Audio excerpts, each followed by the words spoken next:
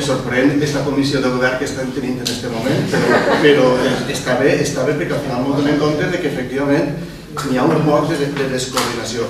Jo simplement havia dit que havíem demanat una modificació del pla d'ajust. No hem demanat ni la modificació de la RPT, perquè efectivament això té el seu procediment, i que s'estudi de cara als pressupostos del 2017, perquè som conscients de quin és el procediment que hi ha que seguir.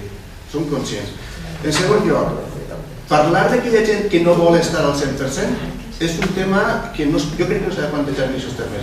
Tots han d'estar al 100% i el treballador o treballadora que vulgui una reducció de jornada que la demani. Però així sempre tindrà la possibilitat de demanar-la i de tornar. Però que d'entrada un treballador el punt de partida siga el 80%, no, perquè no depèn d'ell el dret a estar al 100%. Ha de ser al revés. I tot el que vostès estan dient així, la veritat, me sorprèn, perquè estan parlant de molts estudis, i en tot el pla d'ajust que anem a modificar ara, no n'hi ha ni un sol estudi econòmic que quantifique xifres, estalvis, despeses i tot el que més. Entenen la meva sorpresa?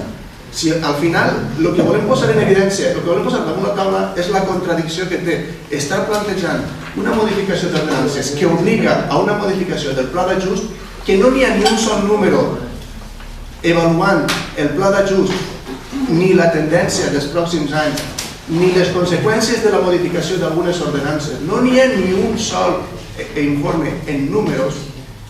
I ara, quan nosaltres demanem una modificació del pla d'ajust, que no estem demanant una modificació del pressupost en aquest moment, sinó del pla d'ajust, l'argument que vostès gasten és que els números no sabem el que diuen. I ens venen dient que el pressupost, el 40% de la massa, que és la massa salarial, és que no estem parlant d'aquests grans números, estem parlant de casos concrets de 6 o 7 o 8 persones que passar del 80 al 100% no és la quantitat de 80.000 euros, és molt menys, perquè això està avaluat.